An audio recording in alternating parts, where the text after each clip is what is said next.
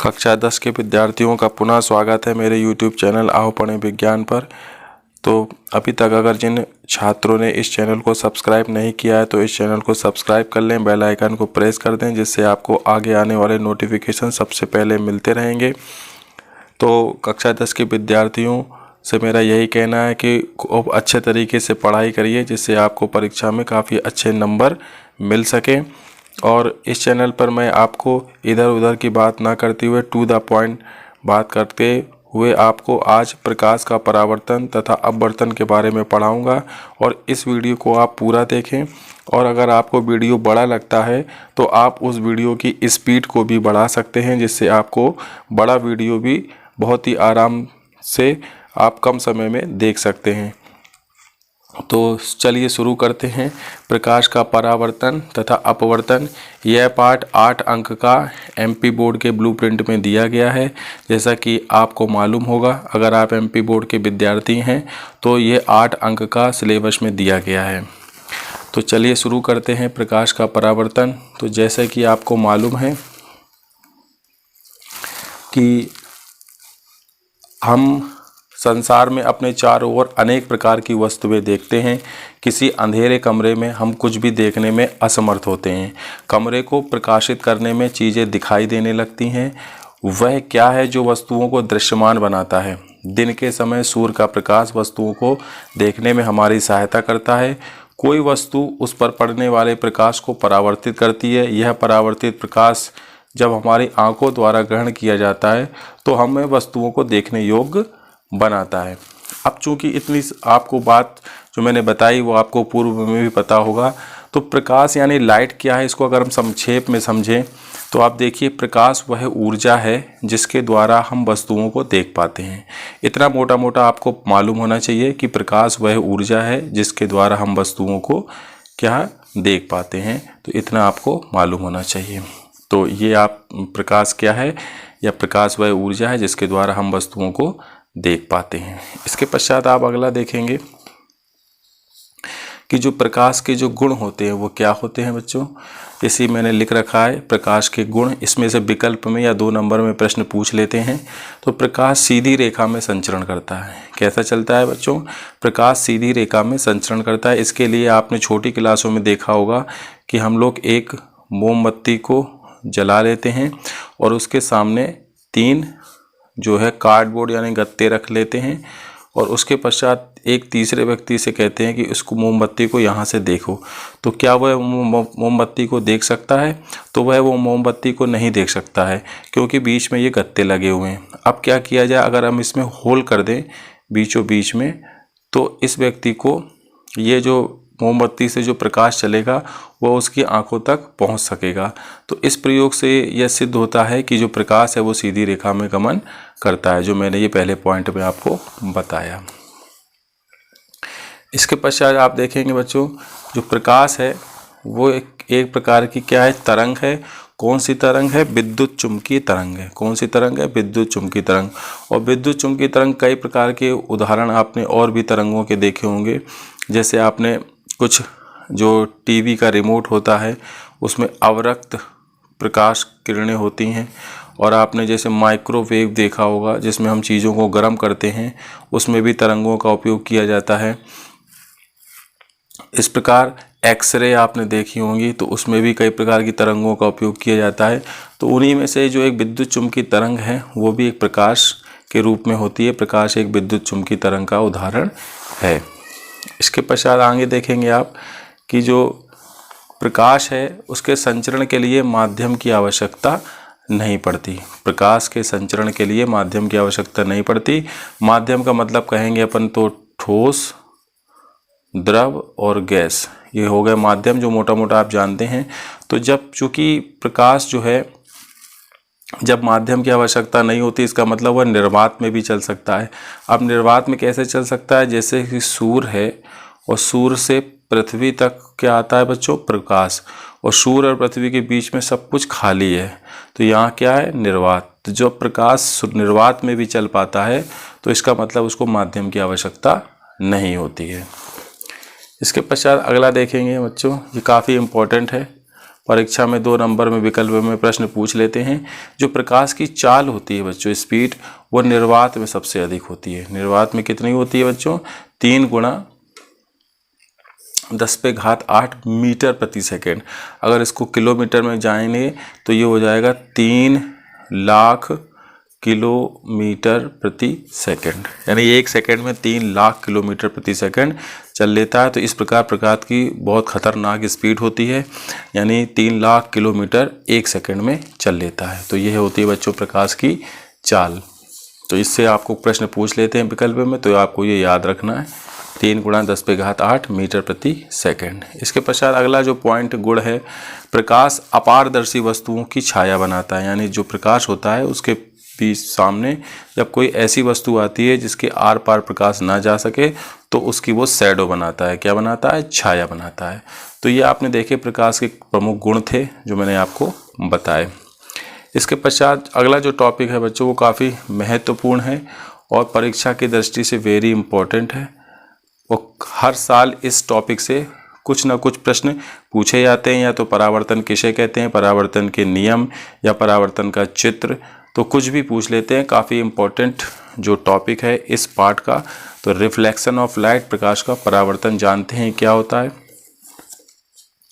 तो इसमें देखिए मैंने परिभाषा को इसकी लिख रखी है कि प्रकाश, इसको आप ऐसा करिए, प्रकाश का किसी चमकदार सतह से, क्या लिखा है बच्चों? प्रकाश का किसी चमकदार सतह से टकराकर उसी माध्यम में वापस लौटना प्रकाश का परावर्तन कहलाता है।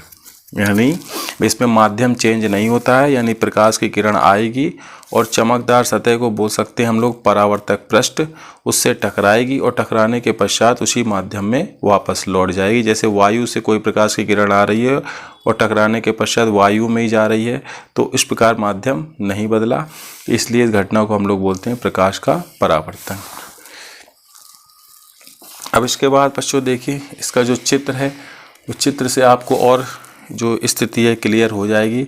इसमें आप देखिए ये जो है बच्चों नीचे मैंने काले कलर से बना रखा है, ये है परावर्तक सतह, जिसको आप लोग आईना या कांच कहते हैं।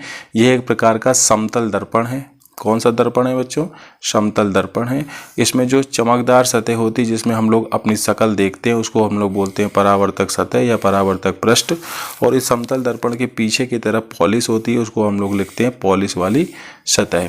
अब इसमें आप देखिए जब इसमें कोई प्रकाश की किरण आती है तो आने वाली किरण को जो परावर्तक पृष्ठ पर आ रही है तो उसको हम लोग बोलते हैं बच्चों आपतित किरण। क्या कहते हैं हम लोग? आपतित किरण। तो आपतित किरण जहाँ पर जिस बिंदु पर आई है उस बिंदु को हम लोग बोलते हैं आपतन बिंदु। क्या बोलते हैं बच्चों? आपतन बिंदु। क्या बोलते हैं? आपतन बिंदु। और इस आपतन बिंदु पर हम लोग 90 डिग्री का कोण बनाते हुए एक अभिलंब खींच देते हैं, तो इसको क्या बोलते हैं? अभिलंब। तो ये आपतन बिंदु पर अभिलंब हम लोगों ने खींच दिया 90 डिग्री का। अब इसके पश्चात हम लोग देखेंगे ये जो आपतित किरण है और अभिलंब के बीच में कितने कोण बना के आई। जैसे मान के चलिए 30 डिग्री का कोण बनाकर आई है। कितने डिग्री का कोण बनाकर आई है? 30 डिग्री का। तो परावर्तन के पश्चात यह कितने डिग्री के कोण से जाएगी वो हम लोग यहाँ पर नापेंगे। तो अगर ये 30 डिग्री का कोण निकलता है तो इसका मतलब ये होता है कि आई का मान आर के बराबर होता है। तो ये आप देखिए जो आपतन बिंदु है यहाँ पर ये जो किरण आई थी और टकराने के पश्चात उसी माध्यम में, ये माध्यम कौन सा है? वायु। तो वायु में आई थी और वायु में ही ये वापस चली गई, तो जो टकराकर वापस जाती है उसको हम लोग कहते हैं बच्चों परावर्तित किरण। अब इसके बीच में भी एक कोण तैयार हो गया जिसको हम लोग कहते हैं परावर्तन कोण या आर से इसको दर्शाते हैं।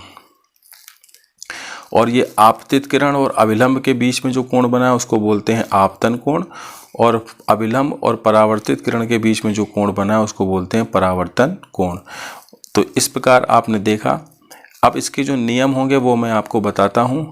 तो नियम क्या होंगे बच्चों कि जो आपतित किरण है और आपतन बिंदु पर अभिलंब है और परावर्तित किरण है, ये तीनों एक ही तल पर होते हैं। कहाँ होते हैं बच्चों? एक ही तल पर होते हैं। और इसका जो दूसरा नियम है, आपतन कोण यानी I और परावर्तन कोण यानी R, दोनों का मान सदैव कैसा होता है? बराबर होता है। तो अगर आप देखें कि कोण I बराबर कोण R होता है। अब मैंने यहाँ आपको बताया था कि आपतित किरण और आपतन बिंदु पर अभिलंब और परावर्तित किरण तीनों एक ही तल में होते हैं। तो इसको समझने के लिए आप ये समझ लीजिए, तल का मतलब ये होता है, अभी आप ये जो किरण देख रहे हैं ये एक कागज़ पर आ रही है, वाइट प्लेन कागज़ पर आ रही है आपतित किरण, और अभिलंब जो है वो भी मैंने इस वाइट प्लेन पेपर पर बना रखा है। आपतन बिंदु फिर इसी वाइट प्लेन पेपर है और परावर्तित किरण भी किस पर है? इसी वाइट प्लेन पेपर है। तो इन तीनों का जो तल है वो वाइट प्लेन पेपर है, तो इसको बोलते हैं तल। तो इस प्रकार आपने समझा कि तल क्या होता है। अब बच्चों देखिए यहाँ पर है परावर्तन के नियम, तो ये काफ़ी इम्पोर्टेंट है, 2 नंबर में पूछ लिए जाते हैं। कोई परावर्तन के नियम लिखिए।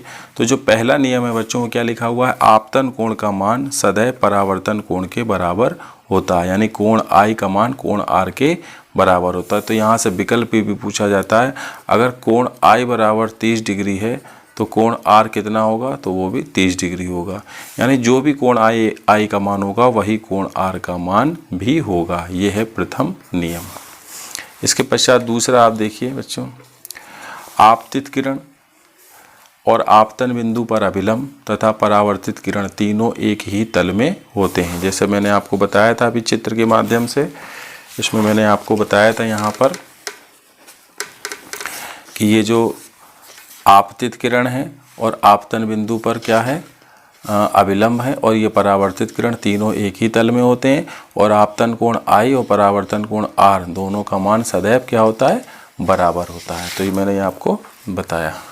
तो इस प्रकार से आपने देखा कि परावर्तन किसे कहते हैं और परावर्तन के नियम ये मैंने आपको समझा दिए। ये बहुत ही सरल है, इसको आप अच्छे तरीके से टॉपिक को तैयार कर लें। इसके पश्चात बच्चों आगे देखिए, बिंब और प्रतिबिंब के बारे में जानते हैं। बिंब क्या होता है और प्रतिबिंब कैसे बनता है, तो ये भी आपको मालूम होना चाहिए। तो देखिए, जिस वस्तु का क्या लिखा है? जिस वस्तु का प्रतिबिंब बनाया जाता है उसे हम लोग क्या कहते हैं बच्चों? बिंब। जैसे हम कांच के सामने, दर्पण के सामने जिस भी वस्तु को रखते हैं तो उस वस्तु को हम लोग बिंब कहते हैं। विज्ञान में हम लोग उसको क्या कहते हैं? बिंब कहते हैं। और उस बिंब का क्या बनता है? प्रतिबिंब। अब प्रतिबिंब कैसे बनता है, उसके लिए क्या प्रक्रिया होती है अपने प्रकाश वाले पाठ में, कि प्रतिबिंब वहाँ बनता है जिस बिंदु पर कम से कम 2 परावर्तित किरणें आपस में क्रॉस करती हैं। यानी जैसे मान के चलिए एक प्रकाश की किरण आई और इधर गई और दूसरी प्रकाश की किरण आई और आने के बाद इधर गई, तो जहाँ पर ये क्रॉस होंगी उस क्रॉस की जगह पर क्या होगा बच्चों? प्रतिबिंब का निर्माण होगा। तो इस प्रकार लिखा हुआ है कि प्रतिबिंब वहाँ बनता है जिस बिंदु पर कम से कम 2 परावर्तित किरणें आपस में क्रॉस करती हों। तो यानी इसका सीधा मतलब ये है कि प्रतिबिंब निर्माण के लिए 2 किरणों का आपस में मिलना जरूरी है, कम से कम 2 किरणें। इसके पश्चात अगला जो प्रश्न है बच्चों, देखिए यहाँ पर ये प्रश्न आता है परीक्षा में, पूछा जाता है कि वास्तविक प्रतिबिंब यानी रियल इमेज और वर्चुअल इमेज, इन दोनों में अंतर लिखिए। बहुत इंपॉर्टेंट प्रश्न है और बहुत सरल है। तो देखिए इसमें क्या होता है, इसमें जो पहला इसमें आंसर लिखा हुआ है कि यह तब बनता है जब प्रकाश किरणें वास्तव में अपने आप क्रॉस हो जाएं। यानी जो प्रकाश की किरणें होती हैं अगर वो अपने आप क्रॉस हो जाएं, यानी अपने आप मिल जाएं, 2 प्रकाश की किरणें अपने आप आपस में मिल जाएं, तो वहाँ पर बनेगा बच्चों वास्तविक प्रतिबिंब। अगर वो अपने आप आपस में अपने आप ना मिलें और उनके साथ ज़बरदस्ती करनी पड़े या उनको मिलती हुई प्रतीत हों, तो वहाँ पर बच्चों बनेगा आभासी प्रतिबिंब। यह तब बनता है जब प्रकाश किरणों को ज़बरदस्ती मिलाया जाता है, मिलती नहीं है लेकिन उनको मिलाना पड़ता है, तो वहाँ पर बच्चों में जो प्रतिबिंब का निर्माण होगा वो होगा आभासी प्रतिबिंब। तो आप ये अच्छे तरीके से याद रखें कि अपने आप अगर मिल रही हैं तो वहाँ पर वास्तविक प्रतिबिंब बन रहा है, और अगर मिलाना पड़ रहा है तो वहाँ पर हमको आभासी प्रतिबिंब का निर्माण होगा। के पश्चात अगला देखिए, ये सदैव उल्टे बनते हैं, कौन से, वास्तविक प्रतिबिंब, और ये सदैव सीधे बनते हैं। तो आपको याद रखना कि ये वास्तविक प्रतिबिंब उल्टे बनते हैं, आभासी प्रतिबिंब सीधे बनते हैं। अच्छा, वास्तविक प्रतिबिंब जो होते हैं ये दर्पण के आगे बनते हैं और ये दर्पण के पीछे बनते हैं, कौन, आभासी प्रतिबिंब।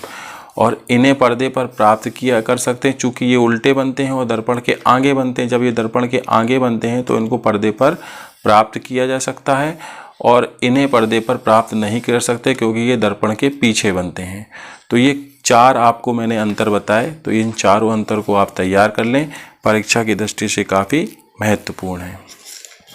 इसके बाद बच्चों देखिए, ये भी कभी कभी पूछ लिया जाता है, इसकी विशेषताएं बहुत इंपॉर्टेंट है। समतल दर्पण जो होता है, प्लेन मिरर, जो आप अपने घरों में यूज करते हैं, जिसमें आप अपनी आईने में शक्ल देखते हैं, उस दर्पण को बोलते हैं समतल दर्पण, जिसका जो सरफेस होता है वो बिल्कुल प्लेन होता है। तो उससे प्रतिबिंब का निर्माण किस प्रकार से होता है ये आपको यहाँ पर सीखना है, और समतल दर्पण की क्या मुख्य विशेषताएँ होती हैं ये आपको सीखना है। तो देखिए बच्चों, चित्र के माध्यम से ये एक प्लेन मिरर हमने ले रखा है, समतल दर्पण। इस समतल दर्पण से हमने एक वस्तु को रखा है, यानी बिंब को ले रखा है ए और बी, और इस ए और बी जो हमने ये बिंब ले रखा है, इससे हमको अब 2 प्रकाश की किरणें भेजना है। कितनी भेजना है? 2, क्योंकि मैंने आपको बताया था कि प्रतिबिंब निर्माण के लिए कम से कम 2 प्रकाश की किरणों का भेजा जाना जरूरी है। तो देखिए, सबसे पहले मैंने ये समांतर किरण भेजी, ये समांतर किरण गई। तो ये जो समतल दर्पण है, इसके ऊपर एक समांतर किरण जब आ रही है तो ये कितने डिग्री का कोण बना रही है। जैसे ये मान के चलिए ये समतल दर्पण है और इसके ऊपर ऐसी एक किरण आ रही है, तो जब ये लंबवत आ रही है तो यहाँ पर किसी कोण का निर्माण नहीं हो रहा है, तो यहाँ पर 0 डिग्री का कोण बन रहा है। कितने डिग्री का बन रहा है बच्चों? 0 डिग्री का। चूँकि प्रकाश की किरण आ रही है यानी आपतित हो रही है, तो ये परावर्तित भी होगी। तो जब 0 डिग्री कोण बना के आ रही है तो 0 डिग्री कोण बनाकर ही वापस जाएगी। कितने कोण बनाकर जाएगी? 0 डिग्री। यानी जैसे ये आई 0 डिग्री बनाते हुए, तो ये 0 डिग्री बनाते हुए जाएगी। क्यों जाएगी? क्योंकि हमको पता है जब कोण आई का मान 0 डिग्री है तो कोण आर भी कितना होगा बच्चों? 0 डिग्री होगा। तो उसी प्रकार से देखिए, ये गई और ये वापस निकल गई। जब ये वापस इधर बच्चों जाएगी तो आप देखिए ये इधर चली जाएगी। अब हमको दूसरी प्रकाश की किरण भेजना है, तो दूसरी प्रकाश की किरण हम लोग ये वाली भेजी, ये दर्पण से टकराई कोण आई बनाते हुए, और ये टकराने के पश्चात परावर्तित होकर कोण आर बनाते हुए ये निकल गई। अब देखिए बच्चों, ये किरण ये जा रही है और ये किरण ये जा रही है। इन दोनों किरणों का आपस में मिलना ना के बराबर है। तो जब ये किरणें आपस में नहीं मिलेंगी तो यहाँ पर वास्तविक प्रतिबिंब का निर्माण तो होगा नहीं।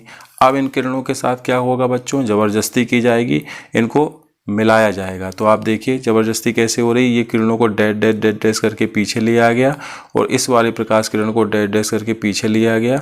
तो जहाँ पर ये दोनों किरणें आपस में मिल गई हैं वहीं पर प्रतिबिंब का निर्माण हो गया। तो ये ए और बी जो हमारा बिंब था, इसका प्रतिबिंब ए डैश और बी डैश बन गया। अब देखिए यहाँ पर ये जो ए और ए डैश और बी डैश है, इसका मतलब प्रतिबिंब सीधा बना हुआ है। तो चूंकि सीधा बनता है किसमें?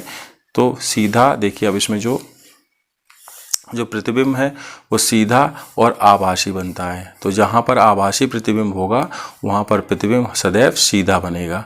इसके पश्चात इसकी दूसरी विशेषता क्या है? प्रतिबिंब वस्तु यानी बिंब के आकार का होता है। देखिए यहाँ पर आप जितनी बड़ी यहाँ पर बिंब है उतना ही बड़ा यहाँ पर प्रतिबिंब है। इसके पश्चात अगला देखिए, प्रतिबिंब दर्पण के उतने पीछे बनता है जितनी दूरी पर दर्पण से बिंब होता है। यानी देखिए ये दर्पण है, दर्पण से जितनी दूरी पर यानी यू दूरी पर कौन रखा हुई है? बिंब।